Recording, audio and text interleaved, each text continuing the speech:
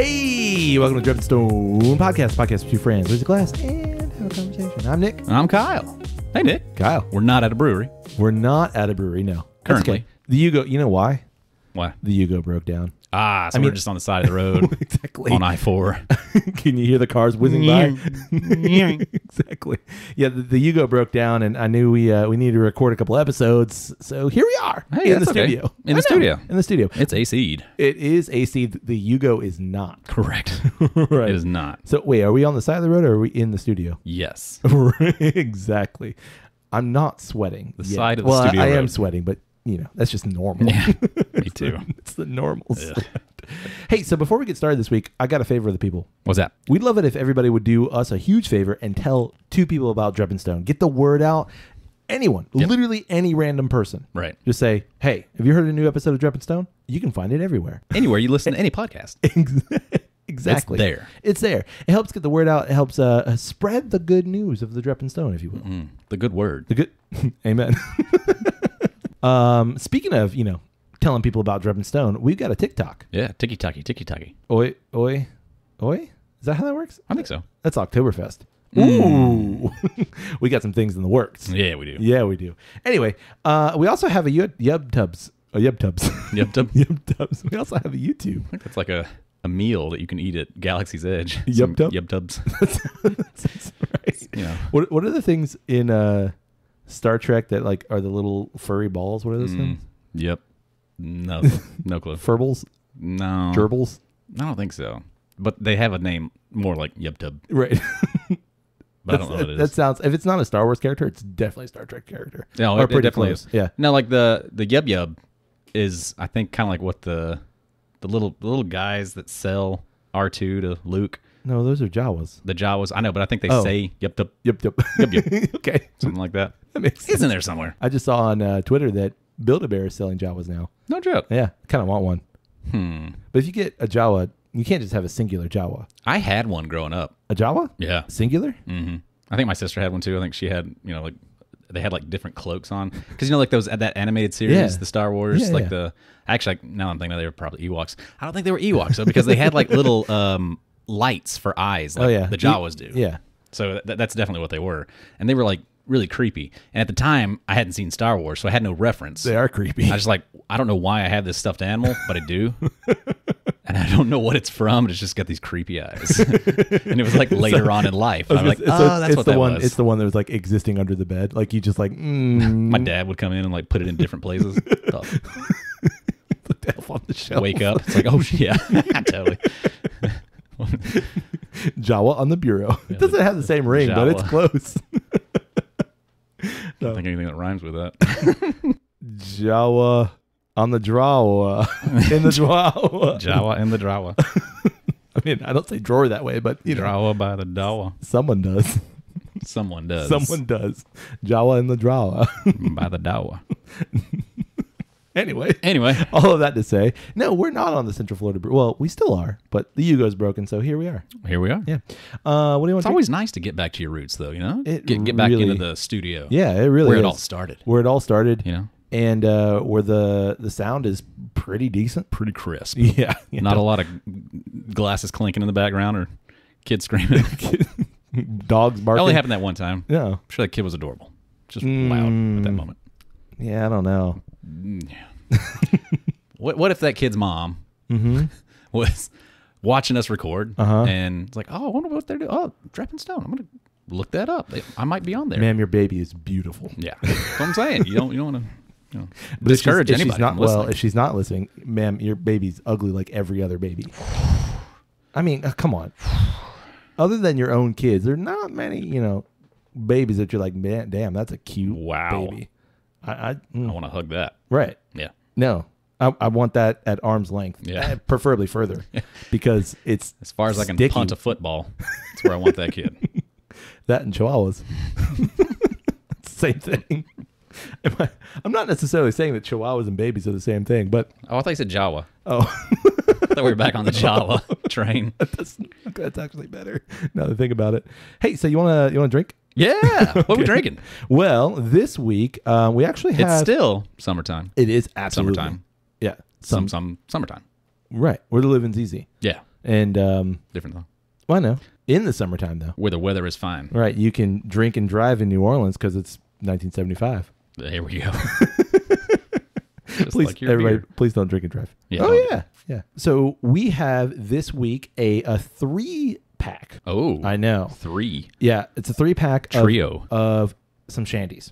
We actually kind of teased this a long time ago, like beginning of the summer. I like to tease those shandies. Yeah. That's what I always say. Little shandy tease. And I don't remember if we actually cut that from the episode or not. I'm going to say that we didn't just because, There's no way. continuity. I'm sure someone's going to go back and yell It at was us. at least in the blooper reel at the end. Probably. Which, by the way, if you don't listen to the blooper reel at the end, you're missing out. Some people are like, wait, there's a what? Wait, there's more than just the blooper reel? Because that's all I listen to. Oh. No, I was going to say there's some people that are like, Oh, I got you. they hear the end of the song, or they hear our they cut song it off. ending, and they're out.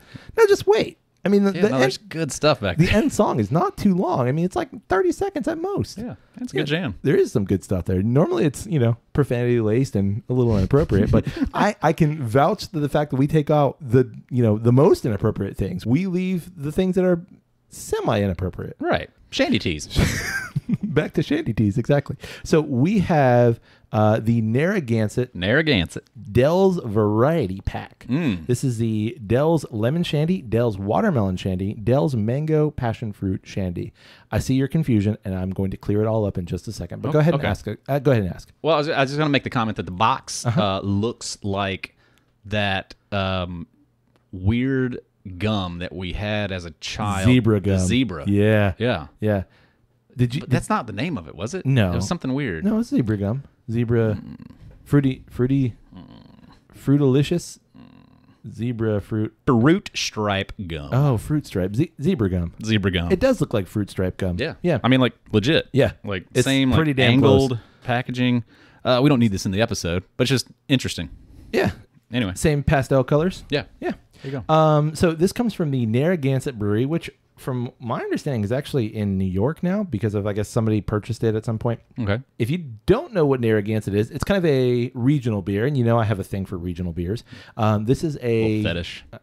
Regional beer fetish. I don't know if I go that far. Sounds like it. Okay, well, Narragansett is a lager. The Narragansett lager is a regionally specific kind of Rhode Island beer. I wouldn't even say like New England. It's really like Rhode Island, maybe parts of Connecticut, maybe parts of Massachusetts a little bit, but it's primarily Narragansett Bay, which is the big bay in Rhode Island. Interesting. Rhode Island's primarily water, if you didn't know that. Right. Yeah. It's an island. Neither a road nor an island. There Rhode are Island. roads there that go over islands, so Interesting. I can personally attest to that. Narragansett is made most famous by a small little movie that came out in 1975 featuring a big-ass shark. You know what I'm Free talking Willy? about? Exactly. Gotcha. Deep Blue Sea. That one. LL Cool J. Yeah, where Samuel Jackson gets bit in half. Right. Pretty good. Is it? No. Okay. I mean, I would watch it. I remember like starting it and fell asleep when I was probably like Correct. 12 or so. whenever that Correct. came out. Yeah. Correct. So we're going to feature actually the regular Narragansett on a future episode because regional beers, and I like it. Regional beer teas. Exactly. Nice. Dell's is a frozen lemonade stand. Gotcha. And there's a couple of them, like they're kind of dotted all over Rhode Island area, and it's really good stuff. Really good stuff. So Narragansett partnered with Dell's to make it even more regionally specific, state specific, if you will. Man. And we've got the Dell's Summer Shandy variety pack. So we're going to try the 3 of them here. Cool. That's the if I didn't say it already, it's the lemon shandy, the watermelon shandy, and the mango passion fruit shandy. Ooh. And I have some box words here because the cans, I mean, they're really cool cans, but they don't really have any words on them other than Dell's. Right. So I'm going to read them to you. Which one do you want to start with?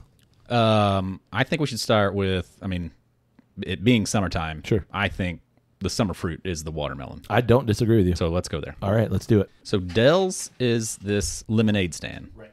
Narragansett is the brewery. Correct.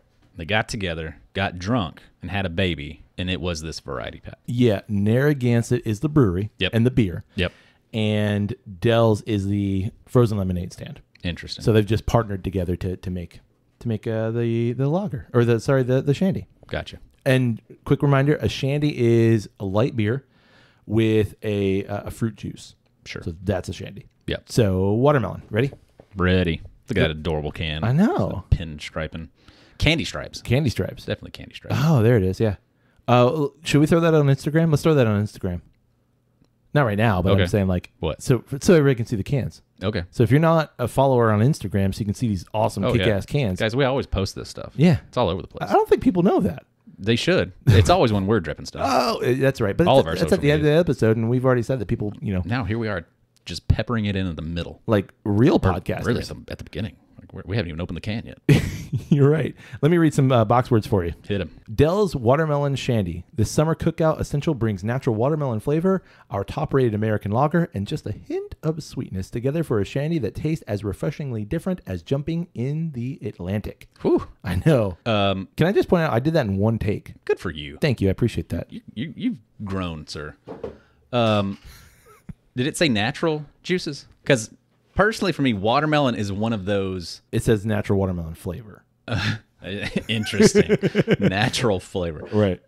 Watermelon is one of those fruit flavors to me that can go candy or natural. Right. Like sometimes it tastes like an actual watermelon. Sometimes it tastes like candy watermelon. I'm going to say more often than not, it goes candy. I totally agree. Because watermelon is so hard to replicate for some reason. I agree. I mean, I think a lot of fruit flavors, other than like lemon and orange, they're pretty difficult to replicate. I feel like when you were little and you get that like what's the double bubble Yeah, Bubblicious. Bubblicious. Yeah. You get that Bubblicious watermelon. Yeah. And it's like that doesn't taste anything like watermelon, but No. I like it because I'm 10 and it's sugar. Right. But I remember having it was at a food and wine festival and they had watermelon juice and they clearly had just taken a watermelon and like juiced that sucker down and thinking like, yeah, this is what a watermelon flavored thing should taste like. It tastes like actual watermelon. So I'm interested to see if this is more candy or if this is more legit watermelon. I've been to like a 4th of July kind of party or maybe a midsummer party, something like that. Interesting. That's not a thing. I just went to it. I've been to Midsummer's Night's Party. Right. Ooh. I went to a party sometime in the summer at some point. This story's going well. And I'm intrigued. Somebody put a light beer inside of a watermelon. But what they did is they like cut open the watermelon, like top. Yeah. Kind of cut open the watermelon. They somehow blended the inside of the watermelon and then added some light beer to it. And man, it was pretty damn good. Like that is the definition of what a shandy should be. Sure. And I think that's really hard to replicate unless you do that kind of thing. Right. I mean, Get really involved. well, we've said that with like pumpkin beers. Like, Oh yeah. You Yeah. know, few It's usually people- it's more like pumpkin pie. pumpkin pie, Right. pumpkin spice, Exactly. not pumpkin. Right. But I've also been to a party where Go someone. to a lot of parties. Well, That's how you get all these nicknames. What? Can't talk about it. I feel like you talk about it a lot. My nicknames or how Yeah, I get your them? nicknames. No, I never say how I get them. I can't. True. Again, it's to protect the Sworn to family. secrecy. Exactly. Witness protection. And witless. Yeah. Witless protection. Anyway, basically what they did is they took a pumpkin, hollowed out the pumpkin, and then that was the serving vessel for the beer. And it worked because you get a little bit of that pumpkin in there. But here we go. It was a good sound. Yeah. All right. I'm going to pour. Pour it. Boomo. In terms of color, it's light, as it should be. Yeah. But it's not. I wouldn't call it. I wouldn't look at it and say like, ooh, light beer. No, and I also wouldn't look at it and say, ooh, watermelon beer. I would just look at it and say, It has no color Beer. that suggests watermelon. yeah, no head at all. But I'm not surprised by that because of, with it having some fruit flavors, some fruit juices, if you're adding things to beer, it tends to actually diminish the effervescent aspect of it. Sure. But before we get into this, I'm going to go out and say like watermelon soda. Like that's what I'm projecting I'm going to get out of this. Watermelon sugar. Watermelon sugar. Hi. Right. Okay. All right. What do you got on the nose? Non-distinct sweetness. Yeah. Like fruity sweetness. Fruity sweetness, but not watermelon sweet. Yeah. I don't necessarily get watermelon. I don't really get a lot of beer. When I either. think about it, like, what does a watermelon smell like? I mean, the rind smells, but like, does the watermelon itself? I don't know. It's nondescript fruity sugar. Yeah. Like it's almost like Fruity Pebbles. Kind of. Yeah. Yeah. Man, you and the cereal. I know. It's just where I go. It's my happy place. It smells like a candy store. Like you walk into a candy Sure. store and it's just like all of Yeah. these like confectionery type. Confectionery, Yeah, just there's nothing that like, oh, watermelon. Like there is something it's making me start to lean towards that fake watermelon. Sure. It is bright though. Like whatever that note is, it's like a really bright note. Yeah. Yeah. It's very Bath and Body Works. Sure. Like it definitely smells like, whatever summer fragrance. I don't know. All right, I'm going in. Okay. Cotton candy. Yeah, way more cotton candy than fruit. But man, it is light. It is really light. Yeah, it's chuggable. You're not wrong. There's the ever so subtlest kind of beer hoppy at the very end on the aftertaste. I was gonna say malty. Like you get some of that. You're right. You're right. Not really hoppy. Malty. Like that malt. Yeah, that malt sugar sweet. Yeah, just at the very end. Yeah. And as you breathe out. Yeah. You Exactly. Like not on the palate. No, I don't know if I preemptively called it. I know that I did, but I don't know if like now I'm thinking watermelon soda. Sure. Like, I think if you were to give this to anyone and say, hey, here's some boozy watermelon soda, they're gonna be like, yeah, totally. I mean, if I'm outside, it's hot. Like this is refreshing. 100%. This will do it. This will hit all those boxes that you want. What did you say in the giggle spot? Yeah, this teases all your giggle spots.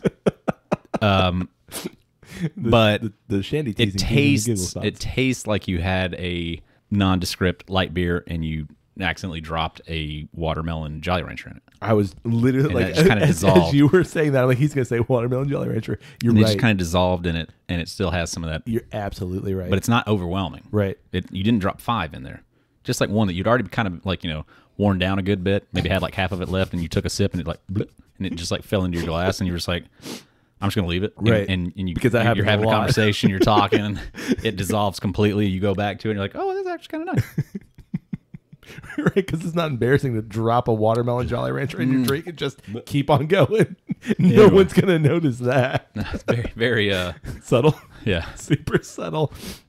I could, when you're saying that, I literally I'm thinking like from a brewer standpoint. From a brewer standpoint of like, okay, if I were to make a watermelon Jolly Rancher beer and I were to actually use watermelon Jolly Ranchers, I feel like this is the outcome. Sure. Like, I mean, you could substitute the sugar in it, the Jolly Rancher for the sugar in it, and it would totally work. I kind of appreciate the subtleness of it. I do too. In all reality, like, because I think so many times you get like a whatever, tangerine beer or whatever, and it's like dialed up to 10. And it's too much. And it's just kind of, it's just overwhelming. Yeah. The subtlety in this is actually pretty nice. I really appreciate that it's not pretending to be something that's not. Like, it's not like we are a fruit beer and here you go. Here's all the watermelon. We chocked it full of watermelon and, it's going to be juicy as all hell. Right. And you're going to love spit it. out the seeds. Yeah.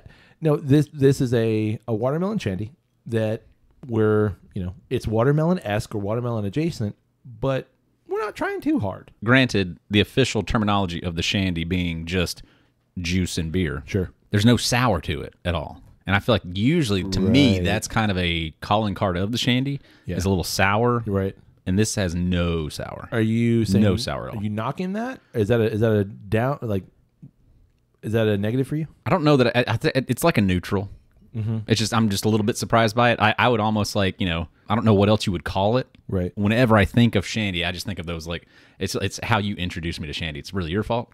But it's just like I think it was like the Lugan Bugles, Leinenkugel, whatever they are. Lugan Mingles. I don't know if that's where we started. Leinenkugels, yeah, I think it was, yeah. And they had that pretty strong sour, right? So anytime I hear shandy, that's always where I go initially. Mm-hmm. So for this has nary a fart of sour on it.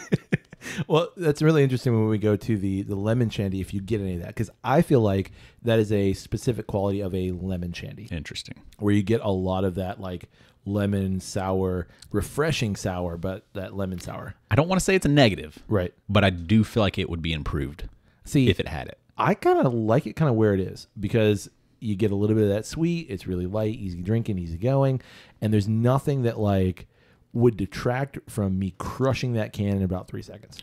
Well, see, and I think for me that's kind of that's where it exists. Mm-hmm. Is that this needs to be? Right. I don't. It almost requires to be drank that fast. I don't disagree already, and I think it's again probably my fault from swirling it way too much. But like the last couple of sips are just kind of like there's just nothing there. Yeah, and it's just and I think it's like once your palate acclimates, it's almost like a soda. When your palate acclimates to a soda, it's just sugar water. Right. And I think it's the same thing here because your palate is acclimating to it, and there's nothing like a hop characteristic to really keep that going. Right. It's just your palate acclimates to it, and then it just becomes beery water. Yeah. So quick kind of story about this Dell Summer Shandy variety pack. It was kind of hard to find. When you think of like a summer shandy, most beer makers start pumping out summer shandies like April. Right. April, May at the very latest. I went to a local big box liquor store looking for this, expecting like this place is known for a bunch of beer. Right. They're also known for a bunch of wine. They totally have a lot of wine. Totally. I went to 3 different locations, not specifically looking for this, but like while I'm here, I'm going to ask for this beer. Right. And they looked at me like I grew 14 heads or something. Right. Like, no, we don't even know what that is. So the last time I went to this big box liquor store, because I first saw the collector, the normal cans. Right. And I was like, oh, this is cool. I'm definitely going to buy that. Right. And then I saw the variety pack for the summer shandy. I'm like, Done. here it is. Right. It's late July, you guys. And it's just made it down here. Nick of time. Summer started last year at this time. Right. This is still summer 2020. Exactly. Oh, God. I don't want to relive that. Yeah, cut that out. Okay. And you're just now pumping it down here? Like, you guys, everything okay up there in Narragansett? But it's here, and I'm loving it. Right. I mean, this is the kind of beer that I really like during a summer. Right. I mean, light, easy drinking. Totally. So being that it's still summer, Kyle, I was thinking about, like my childhood, my summer, and not that like I lived anywhere close to an arcade, but I remember pretty vividly, like my dad, my parents, my dad really specifically like taking us to arcades. Right. And there used to mall. be the mall, right? The mall arcade. There used to be these things. I don't know if they had them in Alabama when you were a kid, but like Chuck E. Cheese, like that's an arcade. I mean, yeah, it's a Showbiz first. Oh, and then it became Chuck E. Cheese. Did you have Discovery Zone? I don't think so. Was it? I think it was Discovery Zone.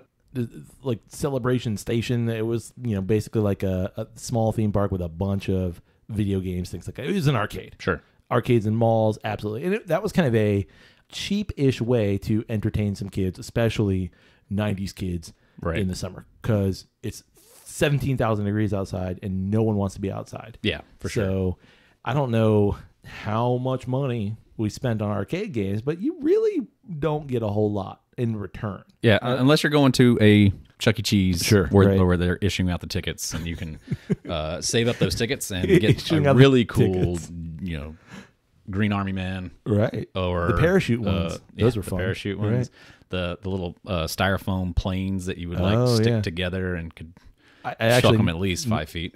I never got that far; they always broke. Yeah, I was like you're punching them out. So careful, yeah, because you're punching them out of that stuff, and it's just like as soon as you punch it out, you punch too hard, you put a crease in it, and it's not flying anywhere. And now you're going 2 feet. Yeah. Or the weird sticky gel hand thing. I love those. Yeah, those are great. Grab slap shit across bracelets, slap bracelets, like little plastic slinkies, Tootsie Rolls. Gross. Anyway, all of that to say, like I have pretty fond memories of arcades and going to an arcade and spending, an afternoon at an arcade. For sure. I mean, growing up in my pivotal years of growing up, my dad owned a shop in a mall. Right. An airbrush shop. Right. So I spent making license plates and shirts and stuff. License plates, t-shirts, airbrushing helmets, like fancy. Whatever anybody wanted anything painted, you'd take it there and he'd paint it for you.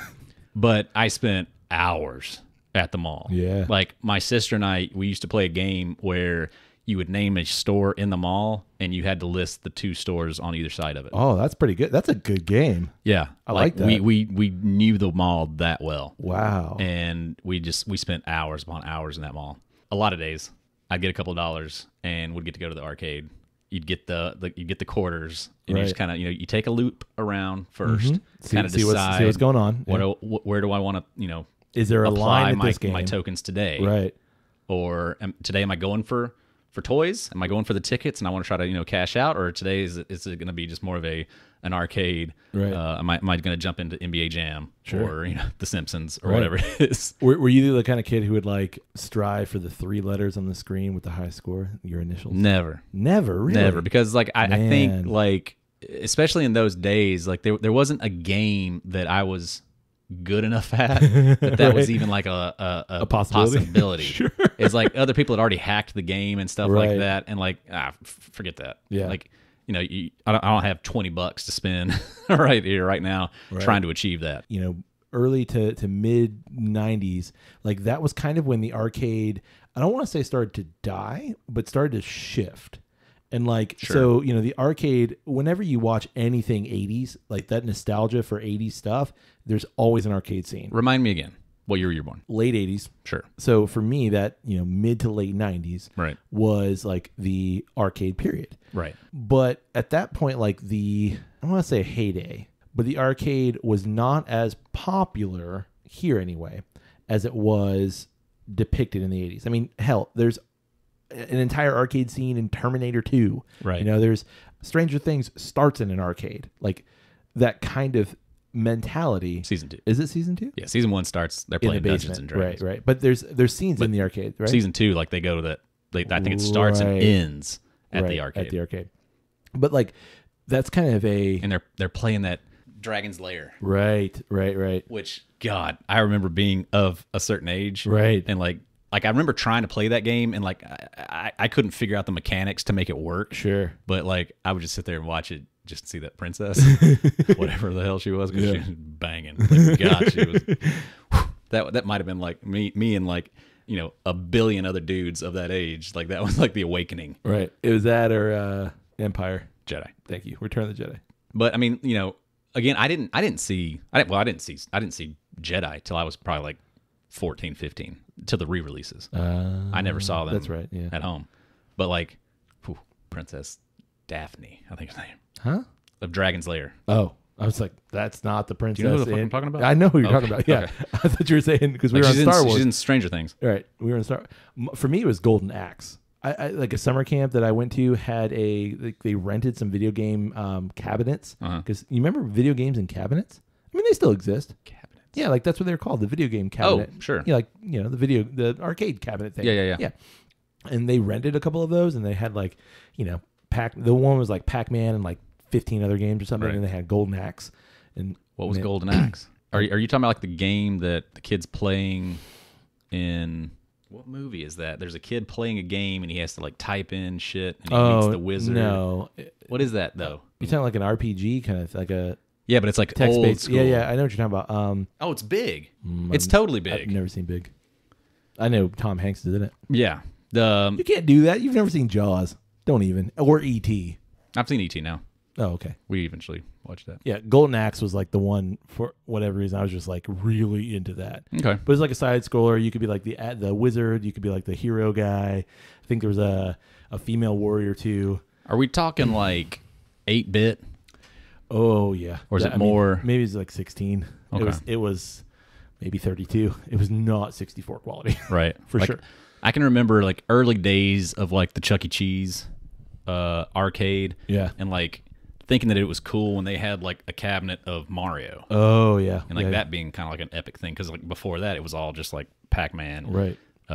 Dig Dug. Gattaca. Right. That sort of stuff. Right. So like to actually have like a scroller was amazing. Yeah. So I want to talk more about like kind of what the arcade has evolved into, and I guess like, are they worth it? Like, how do we perceive those? Sure. But we got another bear. Let's do it. So I think we should probably go to the OG, the original Narragansett Dell's Summer Shandy. All right. Let's do it. Another good sound, Kyle. Yes, indeed. All right. I'm going to pour. Here we go. Load.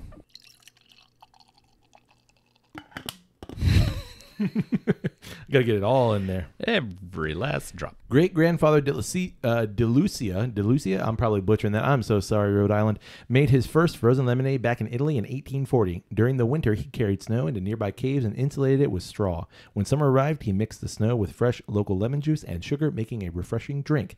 His grandson, Angelo, introduced this icy treat to Rhode Island in 1948, and today there are over 30 Dell's stands across America.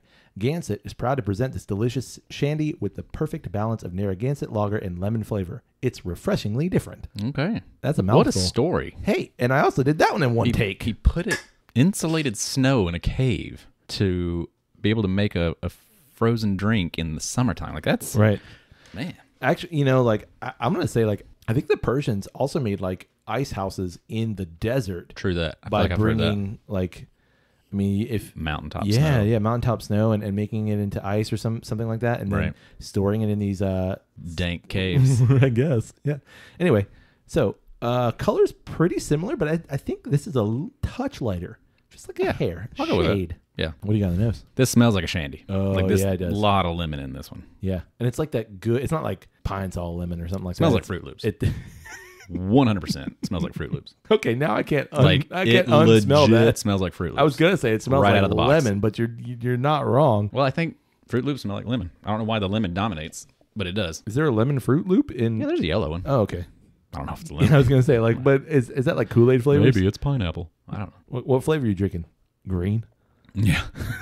Red. Right. I like the way this smells. Yeah. It reminds me of what I want to drink in the summer. For Like sure. a light, refreshing beer. Yep. I mean, it just smells like lemonade. It does. Like, but like malty lemonade. Yeah. Yeah. Like growing up in the South, like this smells like any summertime festival. Right. Even though there was never booze at those things. Right. Sure. Just because it was Alabama in the summertime. Man. I mean, there was booze everywhere. It wasn't sold, and nobody else knew that I grew everybody up else in a had. dry county, man. Okay, which means that everybody's drinking. At the house, not at the festival. Right. Okay. Yetis didn't exist back then. No. Okay. Not that I'm endorsing. Just Dixie Cup. All right, I'm going in. All right. Yes, sir. That's pretty great. It is. It's pretty great. It It doesn't have that sour.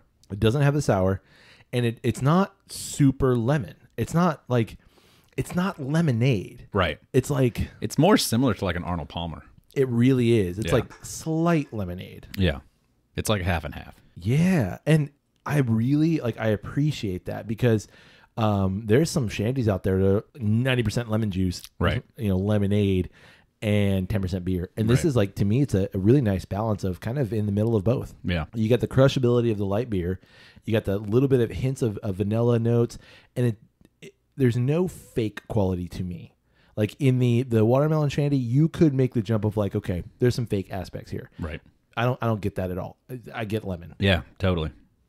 Yeah, that's quite delicious. Man, I feel like that one's got more of a carbonation pop too. I agree. So it's just a little bit crisper. Mm-hmm. Yeah, I definitely would put that one over the watermelon. I think so too. I'm gonna definitely choose the lemon over the watermelon. Yeah. I like the watermelon, but I think the lemon has more of what I would want on a hot day. Like we can go outside.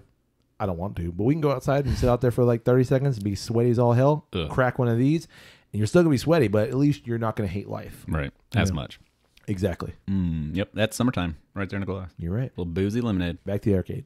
They still exist, Right. but I feel like console gaming and gaming in someone's house has far eclipsed what an arcade would be. I would argue we kind of grew up in the golden years of the arcade. I agree. Yeah. I agree. I think you had the earlier stages of the Pac-Mans and the stuff like that, going into what was kind of, NBA Jam. Right. That was so much better at the arcade even than it was on your Sega Genesis at your home. Absolutely. You still got the better experience, the better graphics and everything at the arcade. Absolutely. And so I remember loving this Western game that was a side scroller, and you just go through and just, you had your character and it was shoot 'em up. But playing that at home, I don't think it was more or less until the Nintendo 64, Right. That era came out that your gaming experience at home was superior. Yeah. To nowadays, we were at a resort a couple of days ago, and my kids still like going to the arcade. Right. And so we went in, they had an arcade, and we were going to give them, $5 each to play around the games. And fortunately their card machine thing was broken because that's how it works nowadays. You don't even get tokens. You have to load up a card. That was going to be my next question. And even in that instance, like I said, luckily it was broken and they couldn't play anyway. But we walked around and it was I don't know, out of all this stuff, what do you want to play anyway? Right. So much of it nowadays is mobile games that they've turned into arcade games. Exactly. What's the Crossy Road? I've seen ones of this Flappy Bird, big ass Crossy Road, big ass Flappy Bird, and it's cool. With the Fruit Ninja. Yeah, and I mean it's cool in that because it's jumbo size, so that's kind of how they get you. But it's the same thing. Exact same thing. So arcades clearly still have their place. I mean, they are still out there, and people are still going to them. I mean, the big draw for that certain age group of kid, they like that kind of thing. Well, like what's that place out on iDrive, the Dave & Buster's. So you ever been there? I have. Yeah. It's like I've never been there. I mean, that's essentially what it is, right? It's basically a big kid arcade. It's essentially an adult Chuck E. Cheese, right? And they've got they've got cool things. Does it work? Weirdly, I think it does. Yeah, and I think is it like a nostalgia element? I was just gonna say it capitalizes on nostalgia and bringing some of those games into the 21st century. So do you ever play the Daytona car racing game or the Need for Speed where they're linked together and you can have 20 people if you want? Yeah, they have something like that, but it's Mario Kart. So it's really cool. That's cool. You're playing Mario Kart and you can hit someone with a banana and they're like, and "Oh, damn it!" Yeah, and it moves a little bit. It's cool. Right. So they're capitalizing on that kind of thing. They're bringing a little more technology into it, but it's not a quarter. Some of those games are $2.50 a play kind of thing, and you're like, man, I'm not wasting, but I'm also wasting this money. Right. So does it have the same draw? Right. Is that still something that with the advances of, Xbox and PS5 and the Switch, do those things have a place still? I don't know. For me personally, I mean, I like a good skee ball every once in a while. Right. I think that is kind of one of those things of you could probably get most adults to okay, yeah, I want to play skee ball. Right. But just video games in and of themselves, I think, unfortunately at this point in time, I don't need to get into a contraption to make it a better thing. Right. Yeah. Until we're all plugging into the Matrix or the Oasis. Sure. That's the evolution of it. Right. Is that you can do it from anywhere. Yeah. The arcade is everywhere.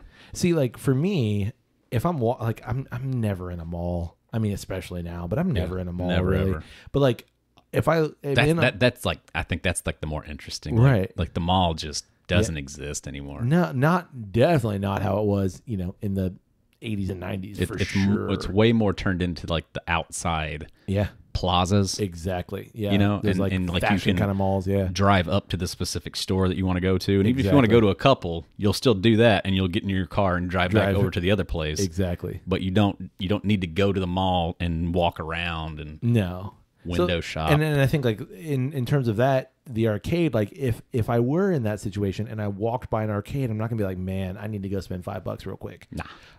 But if I were invited, my kids still will though. Yeah, and that's the thing. If we were with the kids maybe or something like that, okay, I'll go in and you know what, I'll play a little bit of this for $1. Okay, cool. Everybody loves walking up to that basketball. Yeah, I'll throw $1 in there. I'll throw $1. Shoot some hoops. I'll do that. If I were invited to I would go to Dave & Buster's. I mean, I've been with a group of people, and it's fun. Sure. It's fun, and it's not necessarily fun because of the games. It's fun because of the air people. hockey. Yeah, it's fun because it's stuff like that that I think that adds in the actual real world element. Exactly. I think that's more so where these things still kind of have a life. Right. It's not the video. It's not the kid, the video game. It's not the game master, if you will, playing on one quarter, and he's been playing for 13 hours straight, right. And there's a string of 15 quarters waiting for this kid put his quarter here, and he's ready to go. That doesn't exist anymore. Right. I think it's that camaraderie, and it's if you're going to a place like that, it's social, I guess. Right. So we've got one more beer. All right. Are you okay? Are you good to have one more? The trifecta. I think I can handle it. Well, we haven't talked ABV. We haven't. Do you want to save that to the end? Or you want to do it right now? I don't care. I'm going to say 4-5. 4-5 on all three of these. Yeah? Yeah. I'm going to go 4 even. Ooh. Yeah, because I don't really taste it. You're right. And especially that watermelon one, the way it finished. It's light. It's light. But I would say the regular Shandy. The regular Shandy could be hiding it. Okay. If it's up that high. To me, it's a little thicker. Mouthfeel wise, and it's got more flavor, right? So I think it's just that first one was just had no flavor jumping out. Dell's Watermelon Shandy is a whopping 4.7. Wow! I know the Dell's Lemon Shandy is a whopping 4.7. There you go. And the Dell's Mango Passion Fruit Shandy, which we're about to have, 9.4. I don't know what it is because we haven't had it. Wiped us out. The Mango Passion Fruit Shandy is a whopping 4.7 as well. So they're all 4.7. I knew it. I know. So, yeah. I mean, a little bit more of a pop than I certainly thought. Yeah, I agree.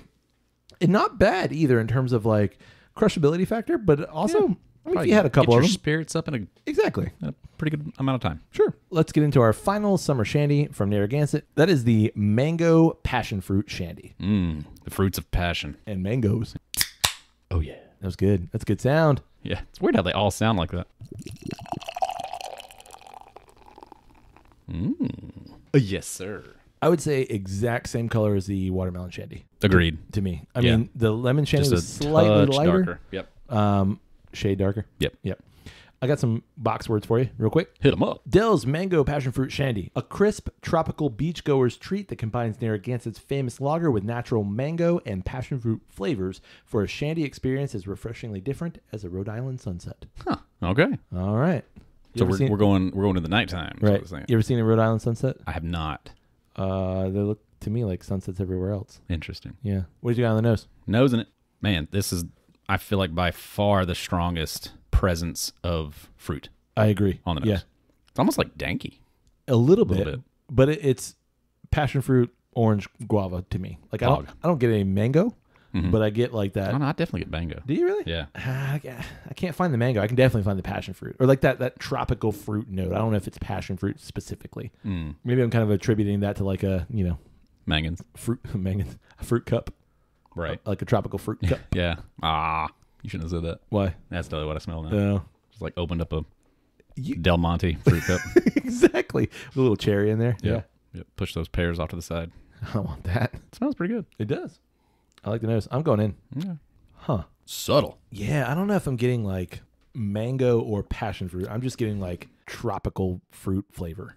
Almost like a tropical gum or something like that. I went for a cleanse, hoping that would bring it out, and nothing. Yeah, it's like a tropical soda. Like I just get. It's just like a soda water. Mm-hmm. The nose is delicious. It's great. Yeah, I like it, but I don't know why. Yeah, there's just. It's just subtle. Yeah. Like I get the carbonation. I don't know what it is. There's just nothing there. There's something there, but it's not passion fruit. It's not mango. It's not even beer. It's just like some nondescript flavor. I get malty. I do. I get the malty quality that I got on the watermelon shandy on the very end. But like again on the aftertaste. On the aftertaste, like okay, this is beer. Yeah. Sure. Okay, so out of the three, top one go. Top one? Yeah. Oh, easily lemonade. Yeah, me too. Like lemon shandy all the way. Yeah. I would say then followed by watermelon and then passion fruit for me. I feel like those are like neck and neck for second place. But they're like an entire lap behind lemonade. Lemonade lapped the field. Yeah. And then they came in and it was a photo finish for second place. No, not for me. Watermelon's definitely better for me. Like you get some of that slight, watermelon-esque notes. You get some of that soda aspect. But I feel like the nose on the watermelon was kind of boring. It didn't have a lot in it. I feel like this nose is actually pretty fun. The nose, but then the liquid itself is just That's what I'm saying. So like they just kind of balance out. Yeah, no. I would rather... You give more points to the palate. If you said, hey, I've got mango passion fruit and a watermelon, I'm going to go with the watermelon. I'll say surprise me.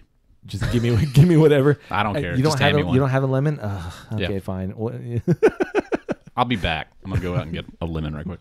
Well, I can tell you ain't getting it around here because it's kind of hard to find around here. You're going to have to go all the way Come to... back with a fucking Lugenkugel Beagles. Got my own. Leinenkugel. Lion. Nailed it. Lion Bugle. Lugenbugels. That's that line playing the bugle. Okay, you mentioned this a little bit earlier, and we kind of teased it. Again, I know we're teasing everything. Yep. But like, gone are the days in the majority of arcades where you have actual tokens. Now it's like this weird kind of like credit card deal. Yeah, debit card. Yeah, like load it, gift card kind of thing. Yeah, and I think personally, like having been in that situation, like a Dave and Buster's, or even like your mom and pop, like mall arcade has that now.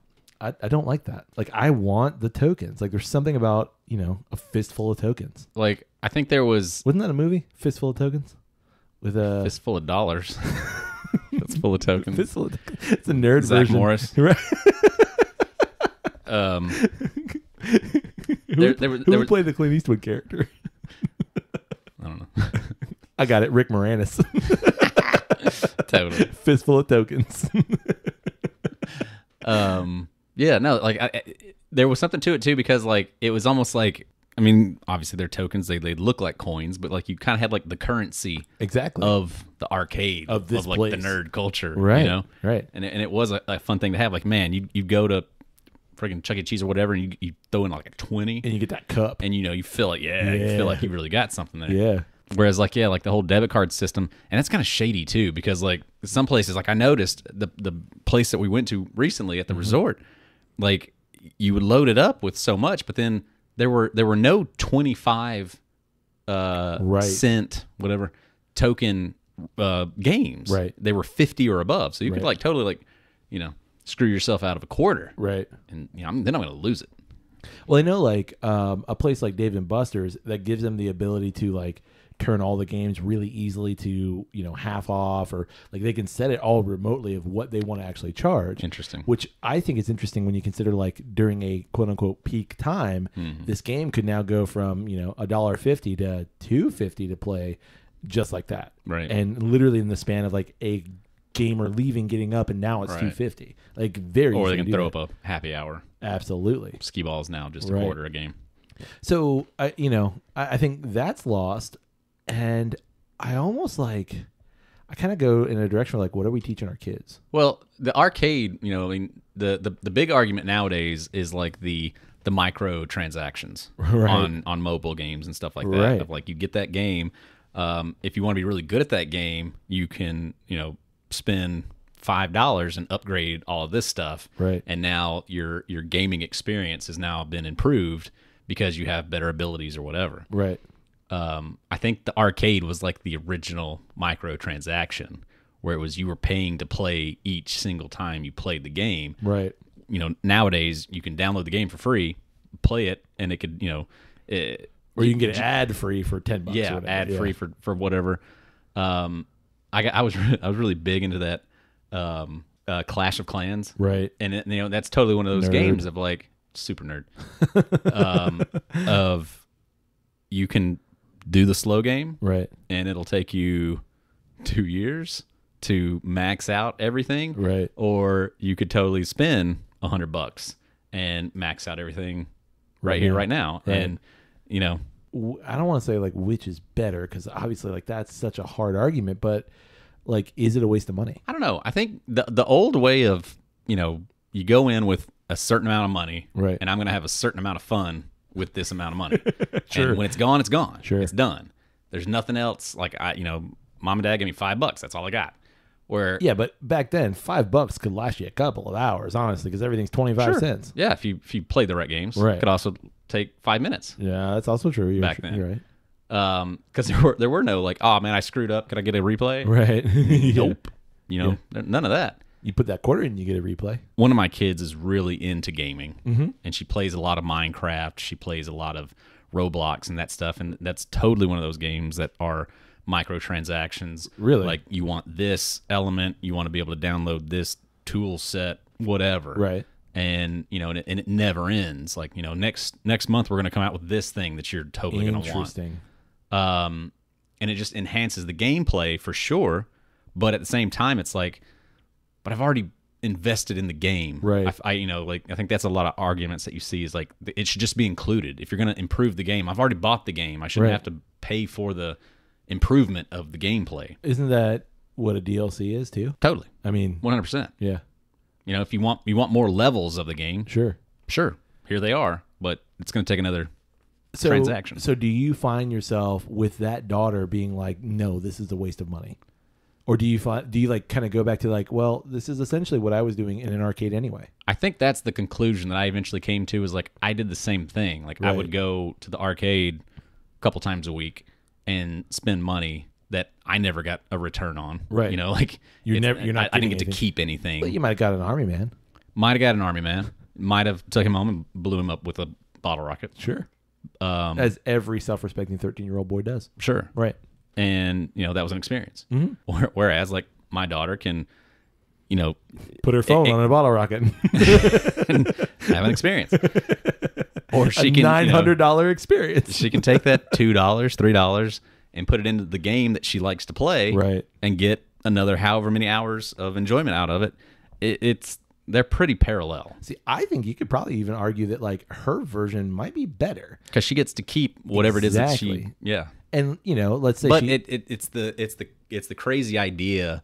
And again, when you think about it in terms of what you used to do, right? It's like you now have a game. Like I used to. There was another mobile game that I used to play. It was a golf game. Mm-hmm. I forget the name of it, but I had a coworker that I bet he spent thousands of dollars into this golf game because you could buy special balls that would give you power-ups. You could hit them farther, more accuracy, and you get lower scores. Balls? Yeah. Right. Yeah.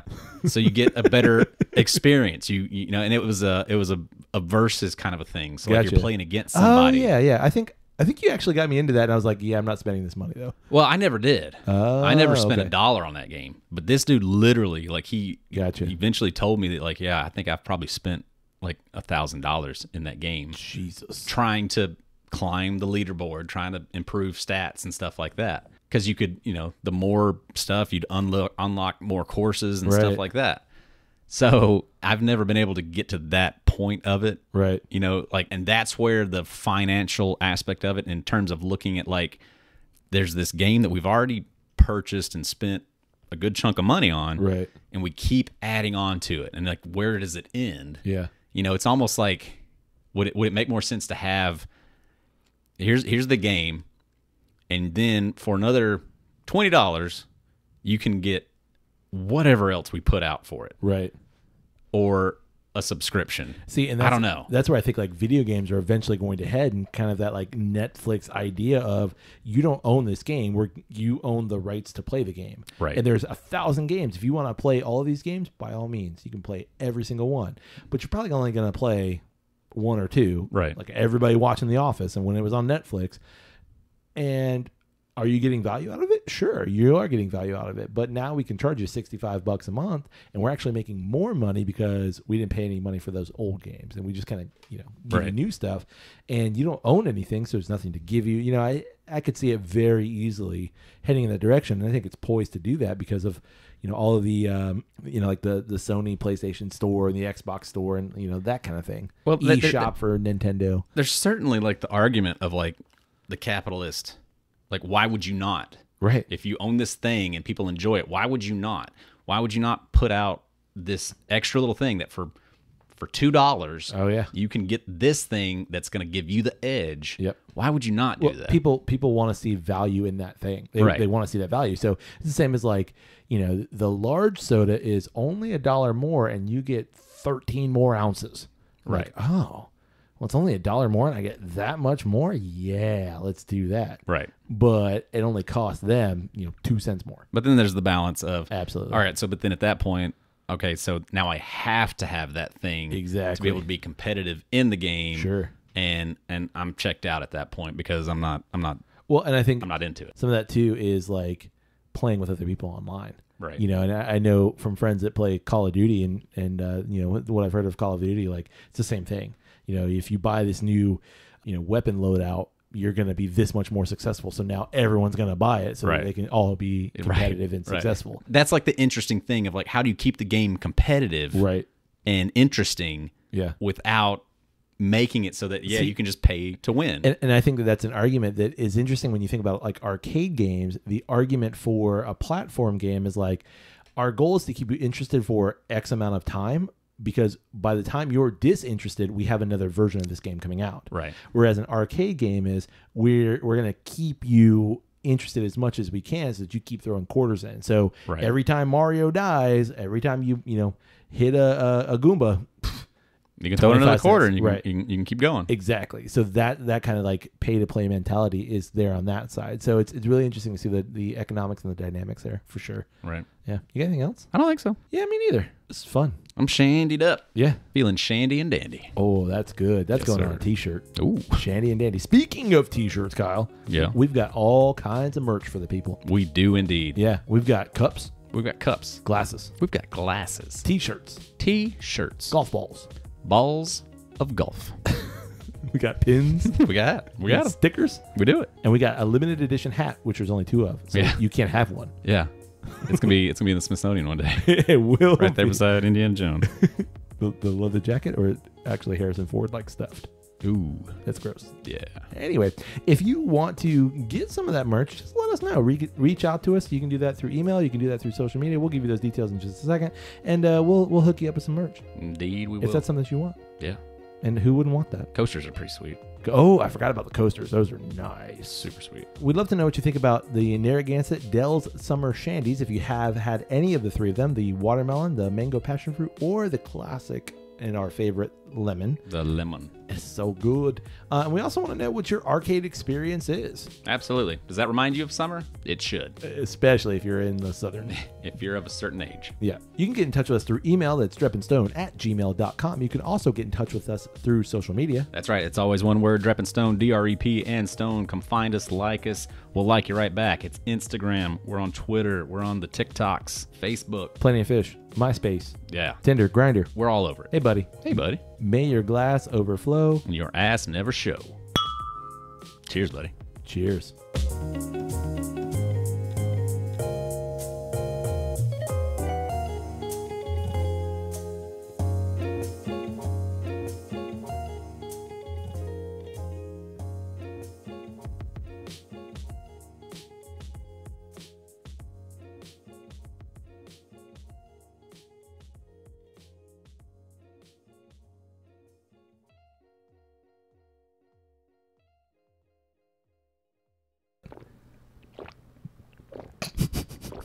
Kyle is parched. Talking them ticks. Ticking them tocks. Debatable. Those quads are screaming. Hi, neighbor. And that one's going in the blooper reel. Yeah. Gotta take that out.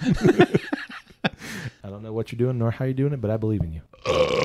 Ooh, again. Foamy burp. What are we gonna talk about this week? What, like, I mean, but, okay. Mm-hmm. Sure. Sure. I just want to drink more beer. Do it. Okay. The wizard is about to die. So, like, arcades. I'm leaking. Gross. And that is the Mangan. God, what the hell? I don't know. The Mangan coming from. I'm calling Maria. Yeah, that's it. Wizard needs food badly.